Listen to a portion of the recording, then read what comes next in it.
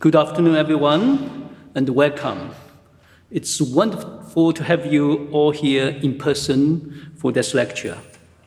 I'm Tao Wang, Pritzker Chair of Arts of Asia, Executive Director of Initiatives in Asia, and Curator of Chinese Art at the Art Institute of Chicago. I'm thrilled you all been joining us this afternoon and learn about the pioneer work of Lui Shou-Kwan, featured in the exhibition Ink Play. The exhibition is on right now, opens till July 16th. So if you haven't been to see it, please go after this lecture. As we begin, a brief reminder to please silence your mobile devices. It is my pleasure to welcome you to today's program with Professor Eugene Wang.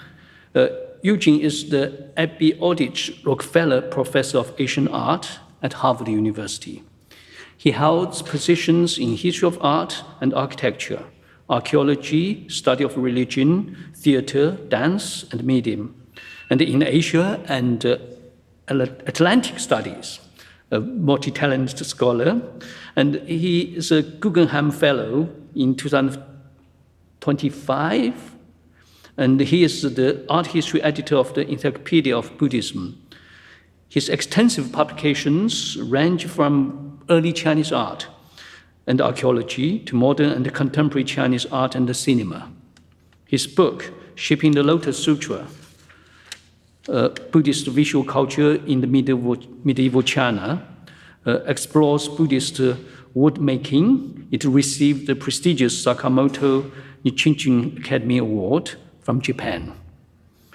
His current research focuses on cognitive study of art and mind.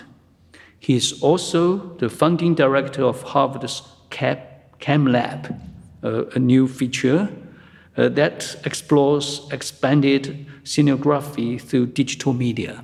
A wonderful venture, and I've just been there very recently and encourage everyone to go if you have the chance. A very unusual experience and cutting-edge technology and research. Now, please join me to welcome Professor Wang to the stage.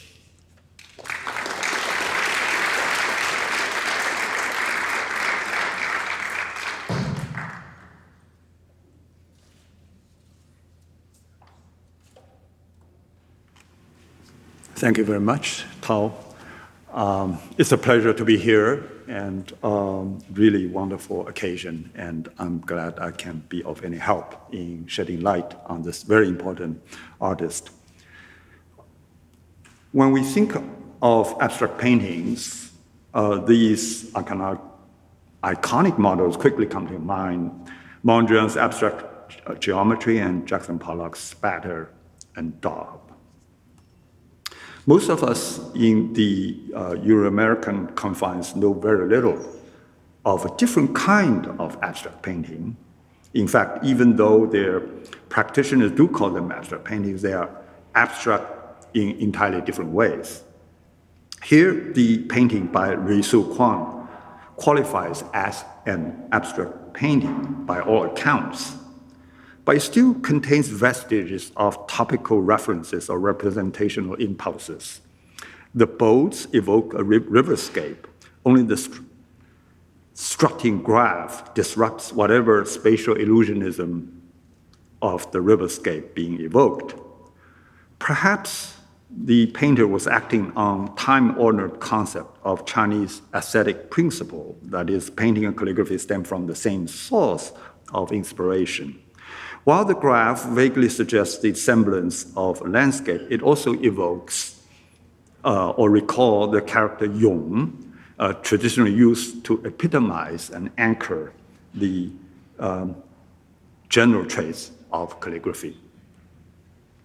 Lui followed up next year with an even bolder composition. The sweeping brushstrokes overwhelm the composition, registering the gesturing movement. If we see it the way we see Jackson Pollock, and Jackson Pollock's kind of spatter-and-daub kind of abstract expressionism that annihilates representation, We realize that it is not the case here. Underneath the swirling abstract form appear two tiny boats drawn with loving care.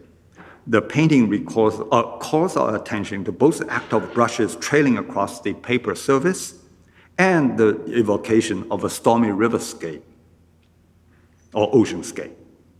It is as if the tempestural nature unleashes its wrath while the two boats struggle to survive the storm. So it is at once an abstract and landscape painting.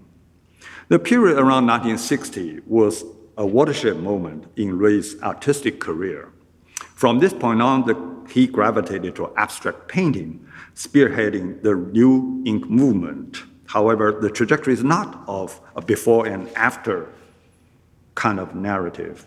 The narrative we are familiar with often posits an inflection point of before and after. Before the representational landscape mode, after abstraction. Once the painter switched to the later mode, he never looked back. The truth of the matter here is, in the case of Lui Shou-Kwan, things are not what they are. Lui, in fact, continued to produce non-abstract or representational paintings. The moral here is clear. Jackson Pollock is the wrong benchmark to measure and gauge Lui's abstract painting. We did take note of Pollock, but that did not happen until years later. Sam Hunter's Modern American Painting and Sculpture was translated into Chinese in 1966. It resonated with Lui in many ways, affirming the range of things he had already put in practice. We could trace Lui's attraction to Euro-American abstractions back to 1960 or 1959, according to Wang. The Modern Literature and Arts Association in Hong Kong held an exhibition, first Hong Kong International Saloon of Paintings in 1960. The exhibition catalog prominently features an abstract painting. Still, there is something to be said about Lui's variety of abstract painting, that it didn't completely abandon the representational space, that it did not let go of those boats, however minuscule they appear. They retain a degree of representational referentiality. It is this distinctiveness that I would like to pick up today. Lui arrived in Hong Kong in 1948 at the age of 28. He was to spend the rest of his life there for 27 years and a half until his death in 1957. While he came to Hong Kong, he had already mastered the craft of Chinese painting. His father, Lui Caiming, ran an antique shop in Guangzhou. Lui was largely self-taught. He honed his skills by copying master painters' works. After he came to Hong Kong, he worked as an inspector at the Hong Kong and Yau Mo Tai Ferry Company. The steady income, meager as it was, allowed him to pursue his passion for painting without succumbing to commercial livelihood pressures. To be in Hong Kong was a blessing for him. He had sufficient training in traditional Chinese literature and art. In a portal city that opened to the outside world, Hong Kong exposed him to international art trends and movement. He was initially attracted to English landscape tradition, Turner in particular, whose luminosity and light suffused landscape left an indelible imprint in Lui's landscape paintings in the 1950s. As is the case with most 20th century Chinese painters, Lui took up open-air or outdoor sketching. The oceanic vistas in Hong Kong galvanized his interest in outdoor sketching. But he knew that wasn't what painting was primarily about. By the time he vibrated to the abstract mode around 1960, the craze for abstraction in Hong Kong was already waning. Superficial mimicry was unsustainable. Lui's gravitation toward abstraction was cautious and controlled. He did not want to completely succumb to its ethos. His entry point was motivated by the impulse to re-energize traditional Chinese painting. He knew too well that the traditional practice, mindless copying of old masters, would lead to nowhere, nor did he see a wholesale adoption of Euro-American abstract painting as sustainable. His source of inspiration may come from within the Chinese painting tradition itself. Lui admired Wang Po-Ye, whose landscape both preserved the traditional Chinese pictorial idiom and the modernist impulse to flatten images. Wang painted advertisement in his early career, which partly explains his interest in formal abbreviation and sense of design and his metropolitan sensibility. However, Wang provided Lui a model of distilling historical consciousness into abstract compositions. Wang's Song Wang Tai toy is a good example. The rock marked the historical memory of the last emperor of the Song dynasty taking refuge in a site now occupied by the Katai airport. It used to perch on the top of the hill, as can be seen in this 1927 photograph. It was destroyed during the Sino-Japanese War. Surviving fragments of the rocks have since been removed from the top of the hill. Wang painted the rock from his memory, restoring it to the top of the hill. Wang's composition created a dramatic contrast between the solidity of the rock, scarred and dented, and the horizontal oceanic flow between the warmth and vitality of memory and the graying shades of temporality created by the sweeping ink washes. Lui admired Wang's works. He also painted Song Wang Tai for the British consul. We are not sure if Lui's 1963 waterscape was deliberately modeled upon or inspired by Wang's Song Wang Tai, but they showed a kindred spirit and shared pathos. Instead of pitching rock against the flow, Lui's flow itself takes on emotional gravitas, weighing heavily on the boats below. This takes on this emotional dynamic is what Lui's abstract painting is all about. What motivates Lui's abstract painting is not the desire to purify the medium of painting for the sake of reinforcing medium specificity.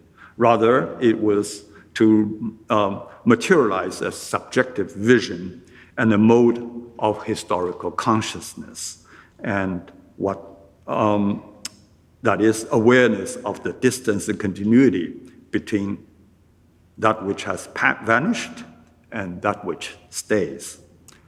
To that end, Lui continues to mine the traditional Chinese landscape tradition medium for the same effect or emotional import. Take, for example, his long scroll, Aberdeen, painted in 1963, viewed from right to left as one does with the traditional landscape format. The panorama begins with the open vista to the horizon and ends with a rightward-leaning decaying tree. Here is that tree.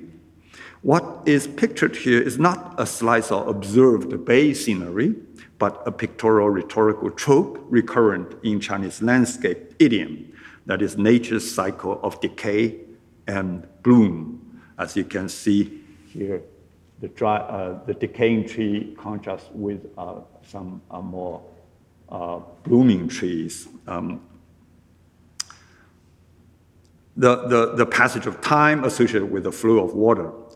Lui capitulates this pictorial trope in a teaching demo piece. There you see the greening willow and the barren decaying tree in tandem overlooking the winding river.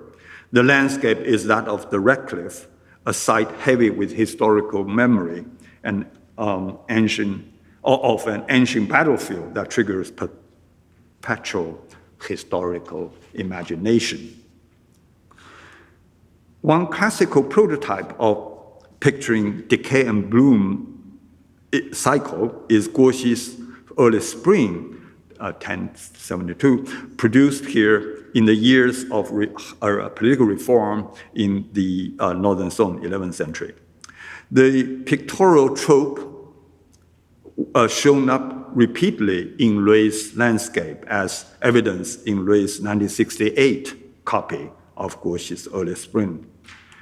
In the Shrek Oil, the right-leaning tree and the R-shaped rock marks the spot that registers former times. Lui's inscription accordingly laments the erstwhile lordliness that is no more. A few horizontal strokes, as you can see here, trace of abstract painting enacts the emotional resonance. There we see the rationale of abstraction.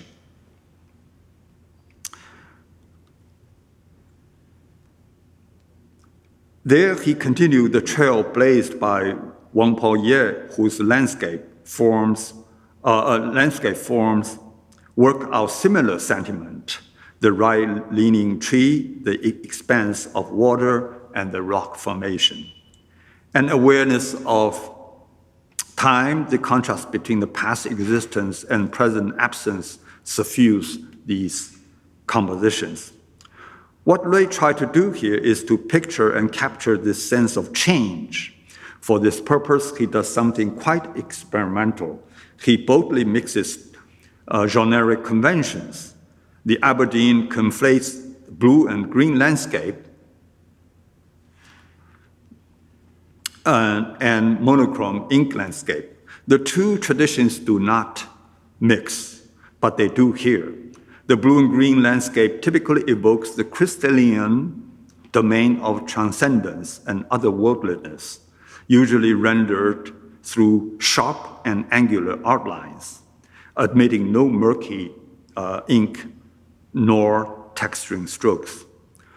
By conflating the two genres, Lui's pictorial sleight of hand reveals a will to overlay the visible Hong Kong world of here and now with some otherness, be it some memory of the past or vision for a future world.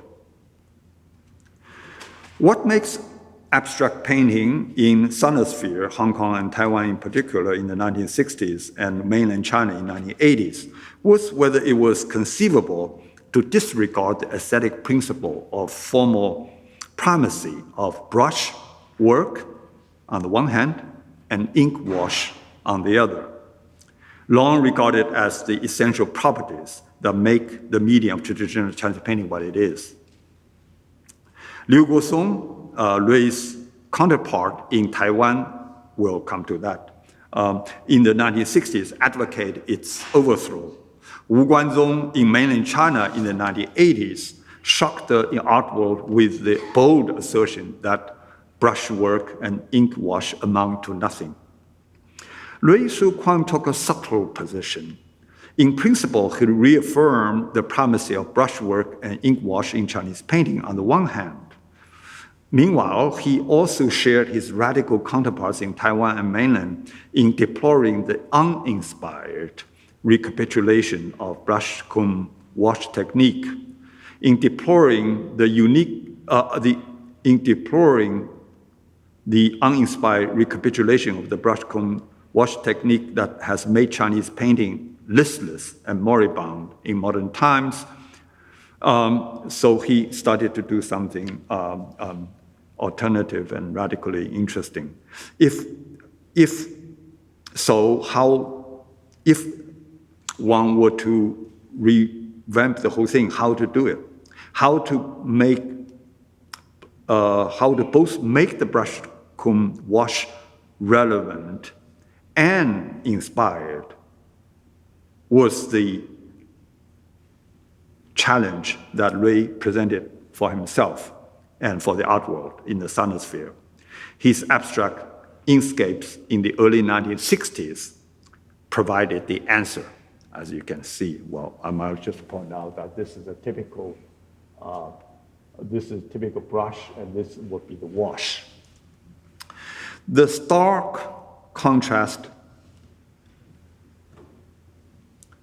the stark black stroke perform the brushwork, the red strip enact the wash. You might ask, so what is new? Well, the painting here actually strains our nomenclature. Received terms and categories no longer obtain. Is it abstract painting or is it landscape painting? One might say, well, neither nor both, depending on where you come from. It is not abstract painting in the Jackson Pollock sense, nor Chinese landscape painting up to this moment.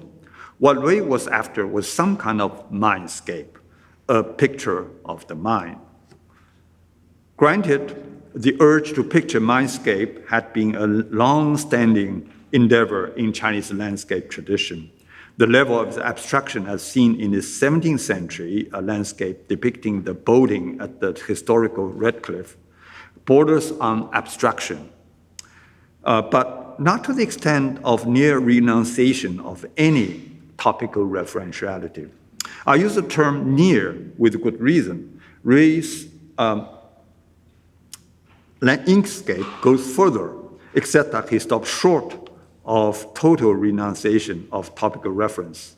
His goal, lest we forget, is to create a mindscape, which means that he wants to involve the viewer in some thought processes he sets up. Unlike the American abstract expression that seeks to banish literary reference and language from the canvas, Lui's abstraction deliberately evokes them. The embedded cue here is the lotus in the mud, a long-standing literary topos. An 11th century philosopher named Zhou Dunyi provided the locus classics that has since inspired numerous poems and paintings. Zhou speaks of his fondness for lotus flowers on the basis of their straight-up disposition, their unobstructed hollow stem, and their elegant fragrance. In other words, traits that make a perfect gentleman. Just as the lotus can stand and grow distinctly from its muddy environments, so a gentleman does the same. We can see why the topos appeals to Lui, who repeatedly spoke of the moral character of a good painter. Transplanted into a highly commercialized milieu and facing materialistic temptations and pressures, Lui envisioned the artistic persona that can stand tall in a muddy pond. We can thus grasp the import of the abbreviated forms here. The red strip signal the mind heart. The upright rectangle evoke personality traits, and the horizontal bars signal the flow of the surrounding world. Other readings are just as possible. However you want to slice his abstract compositions, one thing is certain. Lui was obsessed with this core scenario. His paintings in both abstract or bird and flower mode from the mid-1960s till his death in 1975 are shot through with various recapitulations of this core leitmotif. It remains his self-portrait. It also speaks to the disposition of his abstract painting. At the end of the day, it is the spiritual mindscape that motivated his abstraction, namely, not to be caught up in the superficial trappings of things and getting to the heart of the matter, which is the spiritual profile of an inner world. Our story of Lui Shou-Kwan's lotus flower painting wouldn't be complete without mentioning his interaction with one of his students. Among his most accomplished students was Irene Chou, who came to Hong Kong from Shanghai in 1949.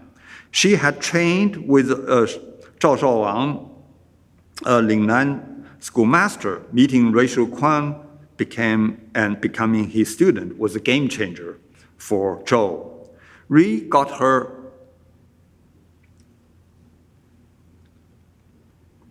into the kind of abstract painting. From her end, she also added her own 2 cents. Quite a number of raised lotus theme paintings were done in Chou's apartment. It was Chou who suggested the red strip against the lotus motif, the mud motif.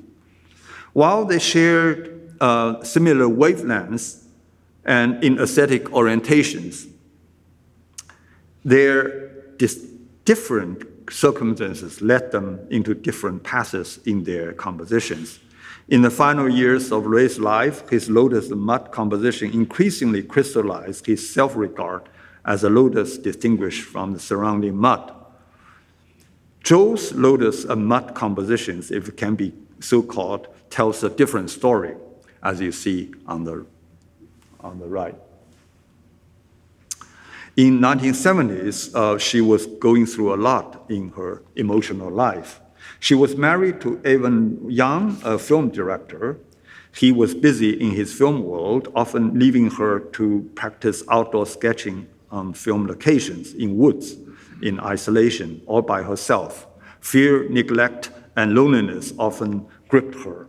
Rumors of her husband's possible affairs made things worse. In any case, her paintings in the 1970s show emotional struggle and strife. The twirling dark ink vortex ominously pursued the delicate red strip, a self-image of the sorts that seeks to liberate itself from the dark surrounding. Other paintings from 1970s tell the same story. The dark daubs surround the red strip as if to engulf it. The red strip leap out of the engulfing forces as carp freeing itself from a snare. The horizontal dark bar lances rightward, either spelling out the forcefulness of the situation or the sharpness of a piercing needle that causes pain. Another kind of compositions Chou practiced in 1960s and 1970s project visions of enmeshing tree branches in moonlit dark nights and signs of fragile vitality struggling to survive. The scene sublimates and distills Chou's memories of being left alone in the 1960s doing endless sketches in the woods near shooting locations while her husband was busy with his film productions. She sketched a whopping total of 10,000 or so trees. If the dense composition is abstracted or simplified a bit, as Chou's alternative rendition in the period do, it results in crystallized version of the same situation, the will to liberate oneself from suffocating, ensnaring enclosure that manifests itself in the form of a three-dimensional sphere, as you can see up there. Leaping out of the mouth of the dreary life, measured away by the monotony of repeated drawn forms. If the composition largely woven through line drawings,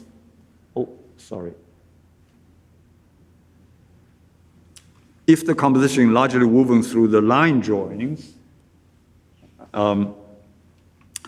that result from Chou's repeated practice of sketching trees, if it's translated into the ink medium, a craft that Chou perfected under Lui Shou-Kwan's tutelage in the early 70s, we would have the kind of abstract painting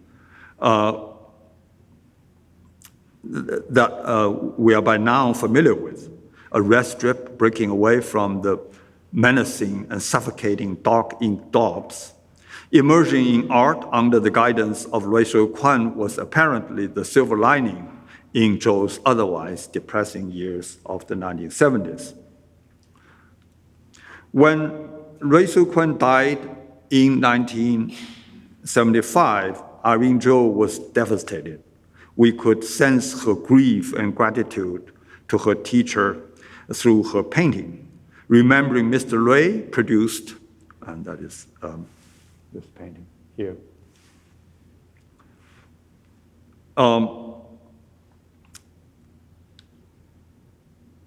remembering Mr. Lui produced sometime after Lui passed away. Some additional background information is needed for us to fully grasp the import of the heavily charged composition. Chou not only lost her teacher, but also her husband, Evan Yang, around the same time. Meantime, she was also diagnosed with cerebellum atrophy. All these compounded the devastation life dealt her. So we see a sphere covered by nerve ends, held in a cavern with rampant plant growth, meshing and caving in. The situation apparently recalls the years spent in tree drawings. However, all is not lost. A light pierces the dark cavern, illuminating the sphere inside. Above, a second stage is depicted. As you can see there. A curling tree trunk, that you see here, marks the upper edge of this bioform. A tiny red sphere, which is actually Chou's seal, the artist's own seal, catapults itself away from its earthbound confinement and shoots towards the open space. The psychodrama in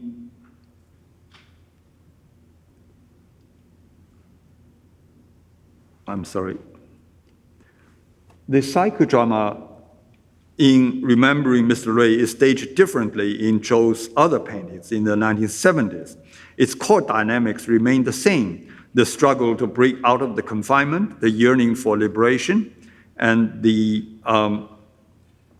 illumination of the darkness by external source of light.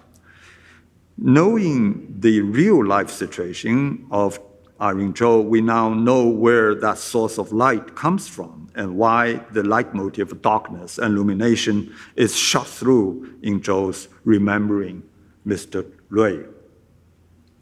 The lotus matrix model that Chou learned from Lui continued to generate more compositions in the 1980s to further dramatize the situation.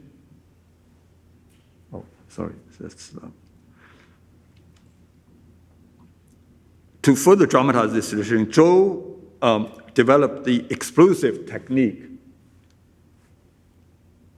that you see here. Called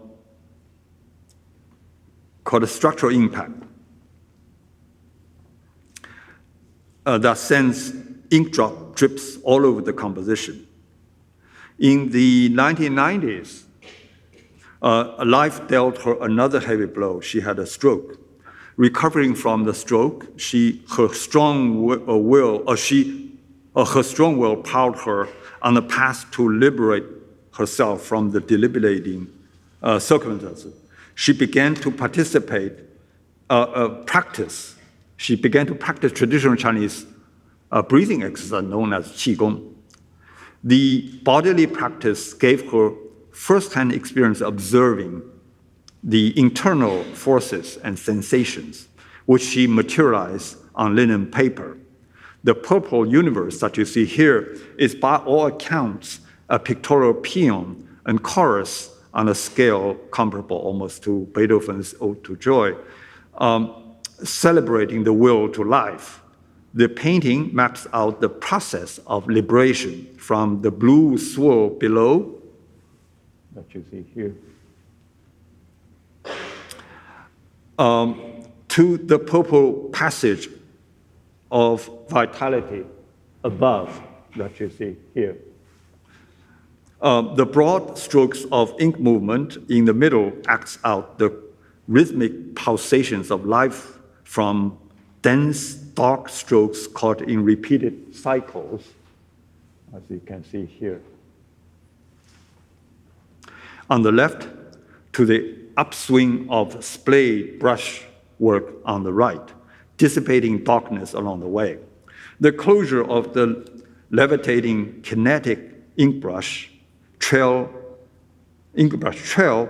launches the sphere into the open air, as you can see. Yeah.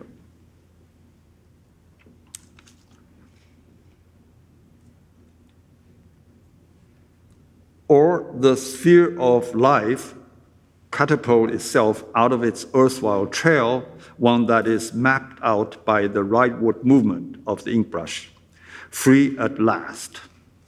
Meanwhile, multiple other spheres, as we can see here, either this particular life sphere's own past carnations and stages, or similarly coexisting lives in the cosmos, join the visual chorus, celebrating the liberation and freedom across the vast cosmos.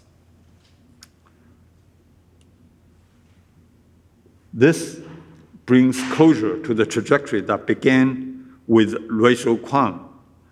From Rui's 1964 Zen to Irene Chou's Purple Universe 1906, we have gone a long way.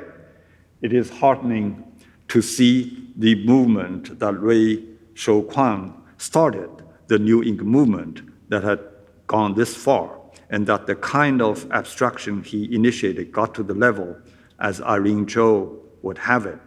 It is also notable that, It is also notable that the splaying brushstroke seen in both Lui and Chou's works could be expressive in so many different ways and carry so many different emotional and psychological overtones. When Lui Shou-Kwan first published his study of Chinese painting in 1957, it inspired a young man in Taiwan by the name of Liu Kuo-sung. Liu left his mother in mainland China and moved to Taiwan in 1949 with the School for Military Orphans. He had lost his father.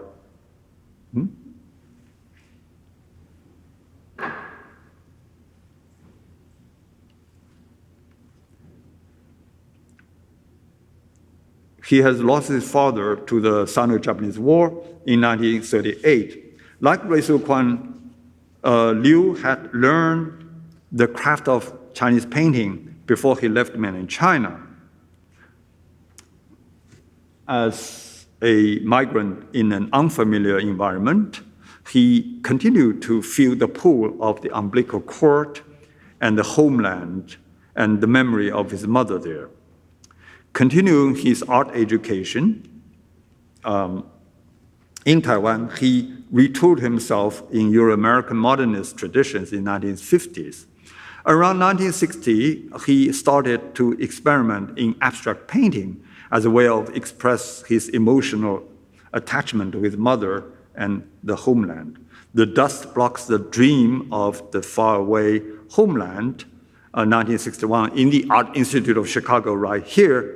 I want to thank Tao to show me this painting in the storage room. This is one of those works. The title of the painting articulates well both the emotional tenet and formal strategy. The faraway homeland induces dreams. Only these dreams are blocked by the opaque overlay, here materialized through a heavy layer of oil plaster. Both compositions share a common strategy. They both treat the canvas as a wall with the peeling overlays and mnemonic palimpsest. A thick, opaque blockage covers the dark and deep stratum, the stuff that the dreams and memories are made of. The undertow seeks to break out here and there.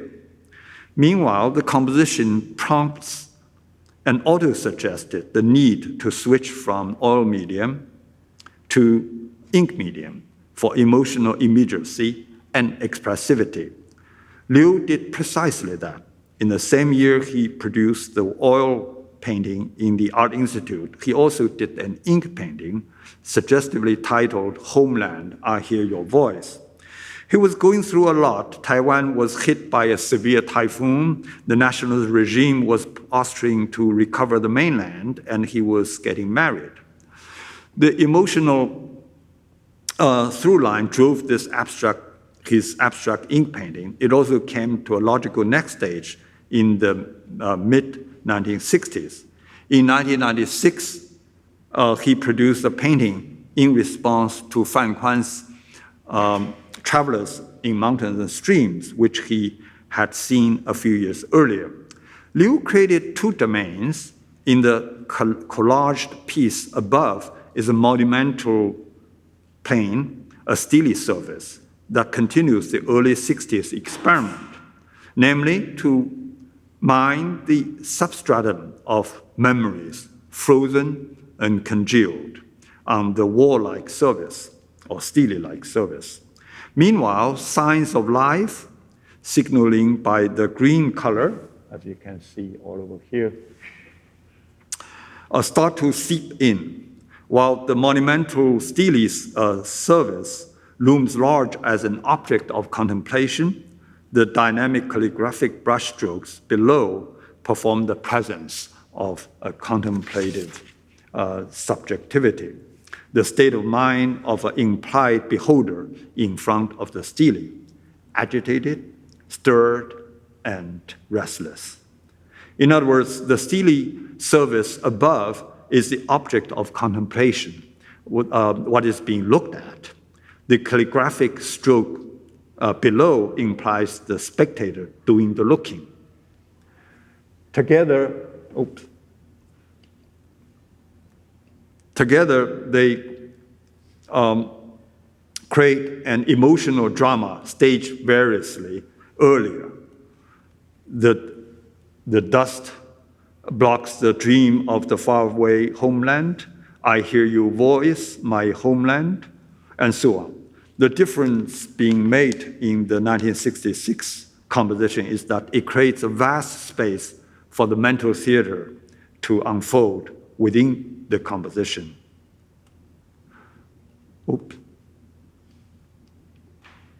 That vast space of interiority expanded until it reached the moon. In 1969, Liu Kuo-sung created Collage. Cued by the Apollo moon landing, he places a photo of the astronaut on the moon into his pictorial composition. What is significant is the willful stitch or suture performed here. The agitated calligraphic brushstrokes that you see here that gesticulate under the steely surface in the 1966 in the 1966 painting now cover the moon surface, suggestively connecting to the long shadow of the astronaut on the moon. So what I'm saying here is that these abstract ink strokes, brush strokes, continued in this composition and then connects to the shadow of the astronaut.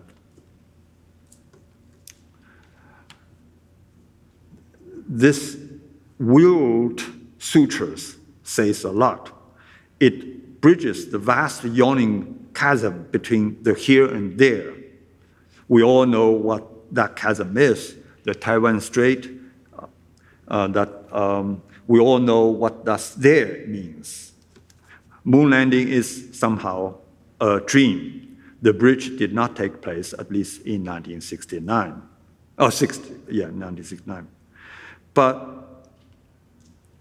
impossible correspondence between the two sides miraculously did take place. Liu's mother started to write to him. The letters beat all the odds and eventually did reach Liu. Liu started to send money back to his mother on the mainland. All these were carried on through Hong Kong. The person who helped him to send money and letters back to Liu's mother was none other than Lui Shou-Kwan, the author of Study of Chinese Painting that inspired Liu Kuo-sung to embark on the path of reform of Chinese painting around 1960. So I have told stories of these early explorers of modernist ink painting in the sinosphere. Each of them mined the ink medium in his or her unique ways, each with their backgrounds and life stories. The connecting tissue or binder of the three is Lui Shou-Kwan, who got the ball moving in the first place. What is the takeaway? The abstract painting based on Hong Kong and Taiwan are not abstract in Jackson Pollock's ways. They're highly legible, suggestively pointed to some discernible psychodrama staged in a space of at once the innermost recess of a mindscape and the infinity of vast cosmos. They have their own cultural frames of references and demand to be taken on their own terms. The world has yet to fully come to terms with these frame of references and the terms, but even without fully grasping their culturally specific depths and references, we can at least appreciate their emotional and psychological vibe, their exquisite sense of design, and the way they internalize private thoughts and sublimate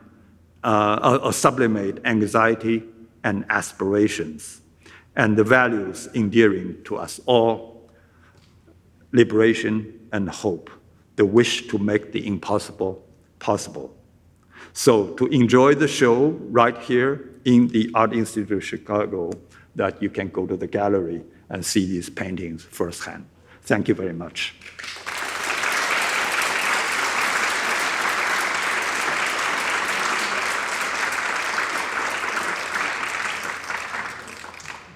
I could take some questions.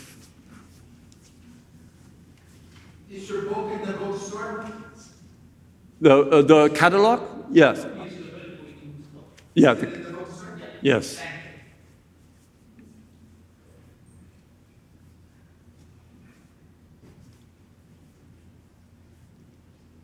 No more questions?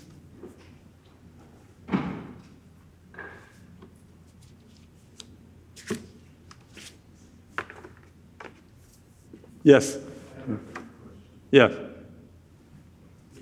sort of emotional storyline that accompanies the story. It is something, it seems to me, you have to know about in order to appreciate the graphics.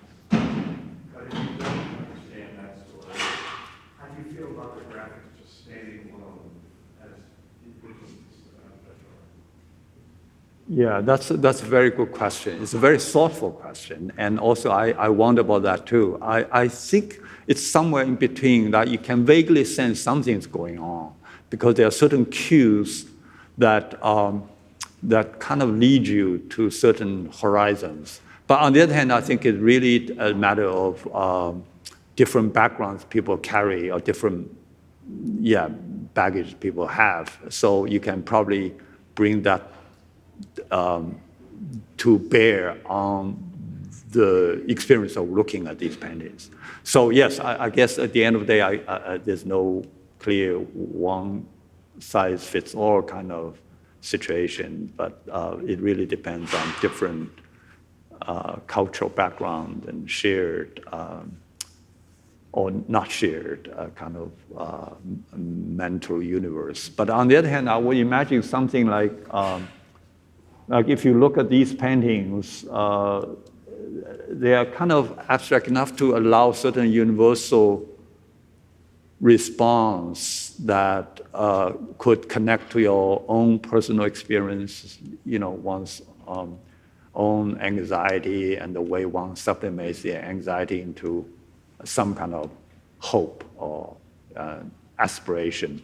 So there's certain kind of, you can see there always a kind of has that aspirational aspect about it that I think it's not difficult to grasp.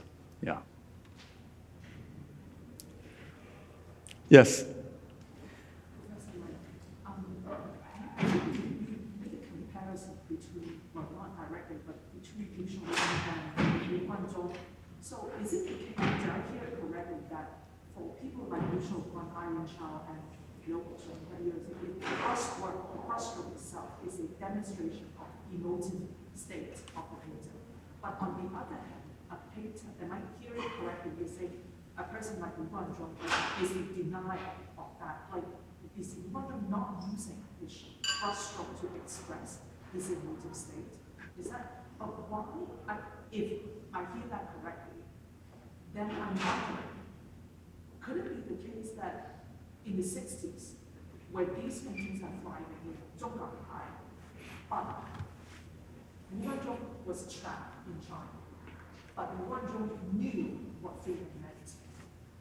Could it be the case that his physical circumstances and experience made him afraid of demonstrating his emotive state by his brushstroke? So he was hiding his feeling. I know that this is highly suggestive and merely speculation. I'm almost embarrassed for raising it, but what do you think about that? Thank you, Kelsey. It was actually a really excellent question because here's the subtlety of Lui Shou-Kwan's position in comparison with Liu Kuo-sung and Wu Guanzhou's more categorical dismissal of the primacy of brush and wash kind of orthodox. So here's a bit background. Essentially, the Chinese painting thrive on the brush in doing the outlining and the wash doing the emoting part. So the brush would, especially the center tip, would do the drawing part. And then the wash would do the gradation and the emotional overtone part. When, in the 1960s, when Liu Kuo-sung and others start to challenge that, they basically say, well, we don't have to go by it. We could, because it's too codified, we can be a bit more liberal with the way we use brush. But when Lui Shou-Kwan weighs in on this, he basically has a very interesting statement. He said, well, you don't have to do it the way traditional painters do it. You can use the brush to make it feel like brush. So he's very subtle on this. Basically, is that all you need to do to create certain formal qualities that feel like the traditional brush and wash, but you don't have to strictly follow the formal apparatus, if you see what I mean. In other words, so long as you feel somehow it's like a brush in the traditional sense, then that's fine. So that's why he was doing all these, in some ways, it was quite liberated already, just as Liu Kuo-sung's. I mean, they evoked the brushstroke without saying we are strictly adhering to the codified vocabulary. We are doing it so long as you feel that it is brush, then that should be fine. So you see what I mean? So that's essentially is their, Ray and Liu and that generation essentially is like, okay, let's break from the past, but we can still honor in spirit the certain formal vocabulary in the past, but then how we actually do it, we can be a bit looser and more liberal. So that's the solution. Yeah, it's an excellent question, but it is where the things really at the heart is. Yeah. So and then now actually, Liu Kuo-sung actually reaffirms his alignment with some of the traditional idioms. But in the 60s, they were breaking the ground.